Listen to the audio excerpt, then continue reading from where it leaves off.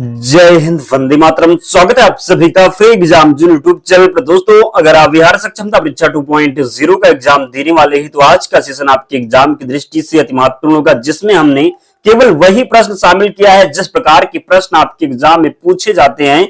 तो सभी प्रश्नों को आपको पूरे ध्यान से देखना है। निश्चित ही प्रश्न आपके एग्जाम में यहां से देखने को मिलेंगे। तो चलिए सेशन को प्रारंभ करते हैं और पहला शानदार प्रश्न देखते हैं। आपातकाल के दौरान बुनियादी अधिकारों में से किस एक को छोड़कर बाकी सभी रद्द कर दिए जाते हैं? तो सही उत्तर हो जाएगा व्यक्तिगत स्वतंत्रता। जरूर ध्यान रखें, गलती नहीं करेंगे। मसूड़े में से खून आना किस विटामिन की कमी के कारण होता है? तो विटामिन सी की कमी का कारण। किसके कारण? तो मसूड़े में से खून आना किस विटामिन की कमी के कारण होता है? तो विटामिन सी इसका राइट आंसर है। एलोरा की गुफाएं कहां स्थित हैं? तो महाराष्ट्र में स्थित हैं एलोरा की गुफाएं। होली किस दिन मनाया जाता है? प्रश्न ये पूछा गया था आपके एग्जाम में, होली किस दिन मनाया जाता है? तो फाल्गुन की पूर्णिमा को मनाया जाता है, ध्यान रखिएगा। वनस्पति कोशिका भित्ति किसकी बनी होती है? सेलुलोज की बनी होती है वनस्पति कोशिका भित्ति। अम्ल नीले लिटमस को किस रंग में बदल देता है? तो अम्ल नीले लिटमस को लाल कर देता है। कैसा कर देता है? तो लाल कर देता है। अगला प्रश्न है, आगरे के किलों को किसके द्वारा बनवाया गया था? तो आगरे के किले किसके द्वारा बनवाया गया था? तो अकबर ने बनवाया था आगरा का किला, ध्यान रखना है। दोस्तों, हम इसकी पीडीएफ भी प्रोवाइड करवाएंगे, तो आप लोग एक बार पीडीएफ से रिवीजन कर लेना, सभी प्रश्न आपको याद हो जाएंगे। मलयालम भाषा मुख्य रूप से किस राज्य में बोली जाती है? तो केरल में बोली जाती है मलयालम भाषा। किसे कंप्यूटर के मस्तिष्क के रूप में जाना जाता है? तो सीपीयू हो जाएगा, जरूर ध्यान रखें। इंडियन होम रूल पुस्तक किसने लिखी है? तो इंडियन होम रूल पुस्तक लिखी है एम के गांधी यानी कि महात्मा गांधी ने। अगला प्रश्न है, भारत का एक स्वदेशी हल्का लड़ाकू विमान कौन सा है? तेजस हो जाएगा।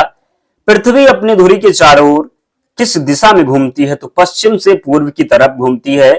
भारत के किस राज्य में सर्वाधिक वर्षा होती है? तो मेघालय हो जाएगा इसका सही उत्तर। कई बार यह प्रश्न पूछा गया है, तो जरूर ध्यान रखें। और जिसने भी अब तक वीडियो को लाइक नहीं किया है, प्लीज आप सभी से विनम्र निवेदन है, लाइक जरूर कर दे, चैनल को सब्सक्राइब करके हमारे साथ जुड़ जाएं, क्योंकि यहां से आपका बहुत फायदा होने वाला है। अवश्य प्रश्न एग्जाम में मिलेंगे। टीपू सुल्तान को कहां का शेर भी कहा जाता है? तो मैसूर का शेर कहते हैं। श्री अरविंदो का जन्म किस वर्ष हुआ? तो 1872 में हुआ था श्री अरविंदो का जन्म। एपीजे अब्दुल कलाम द्वारा प्राप्त सर्वोत्तम नागरिक सम्मान कौन सा है? तो भारत रत्न हो जाएगा। कौन सा बिल जो राज्यसभा में पारित नहीं किया जा सकता? तो पूंजी बिल इसका सही उत्तर है। राष्ट्रपति का समय काल से पूर्ण होने के पूर्व उन्हें हटाने की प्रक्रिया का प्रारंभ कौन कर सकता है? तो लोकसभा इसका सही उत्तर है। पंचतंत्र को किसने लिखा है? तो विष्णु शर्मा के द्वारा पंचतंत्र पुस्तक लिखा गया है, ध्यान रखिएगा। चीन भारत सीमा विवाद, भारत और चीन के विषय में एक युद्ध हुआ था, जो किस वर्ष हुआ? तो 1962 में भारत और चीन के मध्य युद्ध हुआ था। सूर्य का प्रकाश पृथ्वी तक पहुंचने में कितना मिनट लगता है?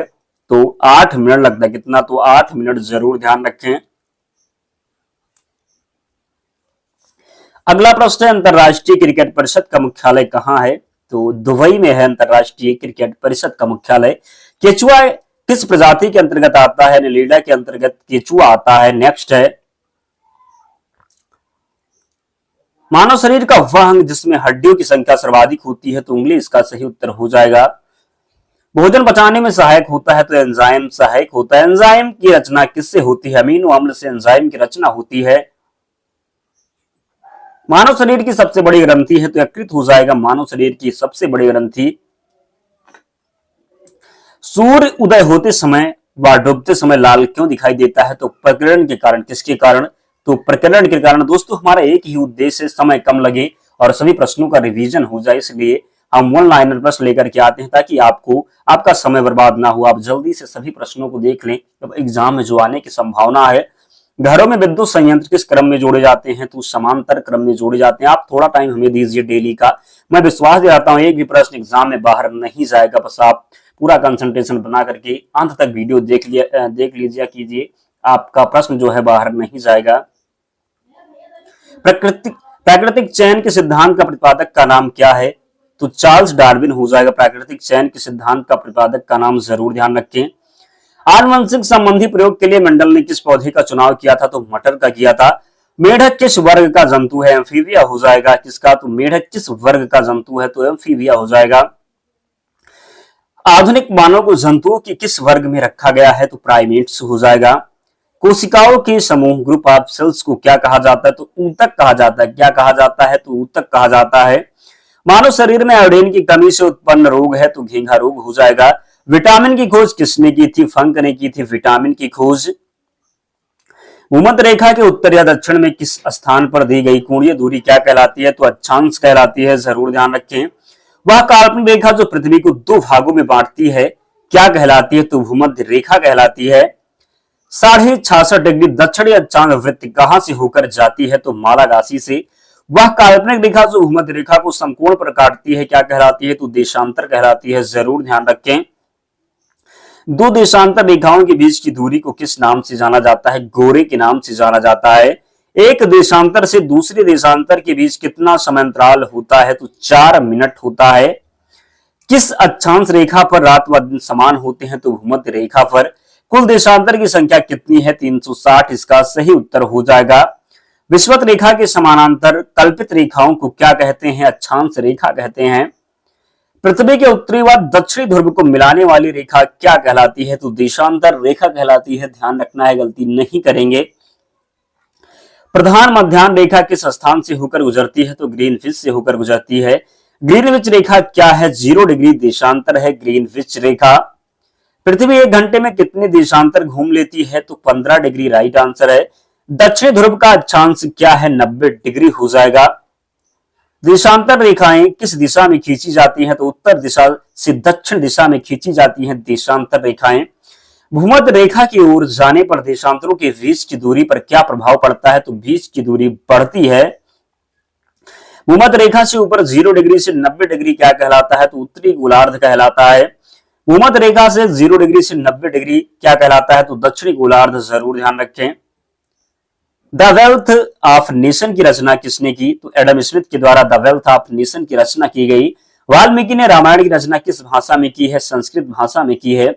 भारत के प्रथम उप प्रधानमंत्री कौन थे? तो सरदार वल्लभ भाई पटेल इसका सही उत्तर है। सिकंदर ने भारत पर आक्रमण कब किया? तो 326 ईसा पूर्व में किया था सिकंदर ने भारत पर आक्रमण, जरूर ध्यान रखें। शक संवत के अनुसार अंतिम महीना कौन सा है? तो फागुन हो जाएगा। पहला महीना की बात करेंगे तो चैत्र हो जाएगा। भारत के प्रथम दलित मुख्य न्यायाधीश कौन बने? के.जी. बालकृष्णन बने भारत के प्रथम दलित मुख्य न्यायाधीश, ध्यान रखना है। जर्मनी और पोलैंड के बीच की सीमा रेखा क्या कहलाती है? तो हिडन वैंकाक वर्ग रेखा कहलाती है। भारत में केसर का सबसे बड़ा उत्पादक राज्य कौन सा है? जम्मू कश्मीर हो जाएगा भारत में केसर का सबसे बड़ा उत्पादक राज्य। भारतीय फिल्म एवं विकास निगम की स्थापना किस वर्ष हुई? 1980 में हुई भारतीय फिल्म एवं विकास निगम की स्थापना, ध्यान रखना है। पूरा पाषाण काल की सबसे बड़ी उपलब्धि थी तो आग का आविष्कार, इसका सही उत्तर है। वायुमंडल में नाइट्रोजन कितने प्रतिशत है? तो 78% है वायुमंडल में नाइट्रोजन। भारत में मनी ऑर्डर प्रणाली की शुरुआत किस वर्ष हुई? तो 1880 में हुई। द वेल्थ ऑफ नेशन की रचना किसने की है? एडम स्मिथ के द्वारा द वेल्थ ऑफ नेशन की रचना की गई है। अगला प्रश्न है, किसी नदी के प्रदूषण स्तर की माप किससे की जाती है? वीओडी के द्वारा। पौधे में जल का अधिग्रहण किसके द्वारा होता है? जाइलम के द्वारा जल का अधिग्रहण होता है। अगला प्रश्न है, वन्य जीव सुरक्षा अधिनियम कब बनाया गया? तो 1972 में बनाया गया वन्य जीव सुरक्षा अधिनियम। वन संरक्षण अधिनियम कब बना? तो 1980 में बना वन संरक्षण अधिनियम। पर्यावरण सुरक्षा अधिनियम कब बनाया गया? तो 1986 में। जल संरक्षण एवं प्रदूषण नियंत्रण अधिनियम कब बनाया गया? तो 1974 में। वन अनुसंधान संस्थान कहां पर स्थित है? तो देहरादून में स्थित है वन अनुसंधान संस्थान। वर्षा वन अनुसंधान संस्थान कहां पर है? तो जोरहाट असम में है, जरूर ध्यान रखें। आनुवांशिकी एवं वृक्ष प्रजनन संस्था कहां पर स्थित है? तो कोयंबटूर में है। उत्पादकता केंद्र किस शहर में है? तो रांची में है उत्पादकता केंद्र, जरूर ध्यान रखें। भारत की प्रथम वन नीति का निर्माण कब किया गया? 1894 में किया गया। गिद्ध संरक्षण परियोजना कब प्रारंभ की गई? 2006 में। गोंड संरक्षण परियोजना कब शुरू हुई? तो 1987 में शुरू हुई गोंड संरक्षण परियोजना। कछुआ संरक्षण परियोजना की शुरुआत कब हुई? 1975 में हुई। केंद्रीय मरुक्षेत्र अनुसंधान संस्थान कहां पर स्थित है? जोधपुर राजस्थान में। मॉन्ट्रियल प्रोटोकॉल किससे संबंधित है? तो 1987 में ओजोन परत के संरक्षण से संबंधित है मॉन्ट्रियल प्रोटोकॉल। वियना समझौता किससे संबंधित है? तो 1985 में ओजोन परत से संबंधित है वियना समझौता। क्योटो प्रोटोकॉल संधि किस वर्ष लागू की गई? तो 2005 में। पृथ्वी शिखर सम्मेलन कब आयोजित किया गया? 1992 में आयोजित किया गया पृथ्वी शिखर सम्मेलन, ध्यान रखना है। पृथ्वी शिखर सम्मेलन का आयोजन किस शहर में किया गया था? तो रियो डी जेनेरियो। 5 जून को विश्व पर्यावरण दिवस मनाने की घोषणा किस सम्मेलन में की गई थी? तो स्टॉकहोम सम्मेलन 1972 में।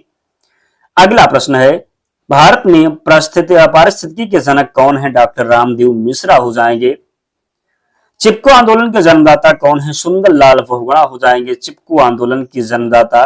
विश्व ओजोन दिवस कब मनाया जाता है? 16 सितंबर को मनाया जाता है विश्व ओजोन दिवस। विश्व वन्यजीव दिवस कब मनाया जाता है? 3 मार्च को मनाया जाता है विश्व वन्यजीव दिवस। पृथ्वी दिवस कब मनाया जाता है? 22 अप्रैल को मनाया जाता है पृथ्वी दिवस। अम्ल वर्षा के लिए प्रमुख रूप से जिम्मेदार कौन सी गैस है? तो SO2 एंड NO2 हो जाएगा इसका राइट आंसर। लाइकेन किस पर्यावरणीय प्रदूषण के सूचक माने जाते हैं? तो वायु प्रदूषण हो जाएगा। अम्ल वर्षा के जल का पीएच मान कितना होता है? तो 4.2 से कम होता है। कौन सा रसायन आम पकाने में प्रयोग होता है? कैल्शियम कार्बाइड हो जाएगा। ग्रीन हाउस का प्रभाव क्या है? तो ग्रीन हाउस प्रभाव में सूर्य की किरणें पृथ्वी पर आ जाती हैं, लेकिन कार्बन डाइऑक्साइड गैस के घेरे के कारण वापस नहीं जा पाती हैं, ध्यान रखना है। राष्ट्रीय वन नीति के अनुसार कितने प्रतिशत भूभाग पर वन होना अनिवार्य है? तो 33% भूभाग पर। ग्रीन पीस क्या है? तो एक पर्यावरण योजना है ग्रीन पीस। चिपको आंदोलन के पीछे मुख्य उद्देश्य क्या है? वनों की सुरक्षा हो जाएगा। देश का पारिस्थितिकी अनुसंधान एवं प्रशिक्षण केंद्र कहाँ स्थित है? तो बेंगलोर कर्नाटक में। विश्व वानिकी दिवस कब मनाया गया? 21 मार्च को मनाया जाता है विश्व वानिकी दिवस। भारतीय वन सर्वेक्षण का मुख्यालय कहाँ स्थित है? देहरादून में स्थित है। भारतीय वन प्रबंधन संस्थान कहाँ है? भोपाल में है भारतीय वन प्रबंधन संस्थान। भारत में सबसे अधिक वन किस प्रदेश में है? तो मध्य प्रदेश में है, ध्यान रखना है, गलती नहीं करेंगे। तो दोस्तों इतने प्रश्न हमने लिए थे, सभी प्रश्नों को आपको याद कर लेना है, पीडीएफ से रिवीजन करना है। पीडीएफ के लिए आपको टेलीग्राम चैनल से जुड़ना होगा, लिंक डिस्क्रिप्शन बॉक्स में, या आप टेलीग्राम पर जाएंगे, वहां पर सर्च क्या करना है? तो फ्री एग्जाम जोन सर्च करना है, आपको चैनल मिल जाएगा, आप लोग ज्वाइन हो जाना, वहां पर सारी पीडीएफ मिल जाएगी। तो मिलते हैं नेक्स्ट वीडियो में, तब तक पढ़ते रहिए, ध्यान रखिए अपना, स्वस्थ और सुरक्षित रहिए। जय हिंद।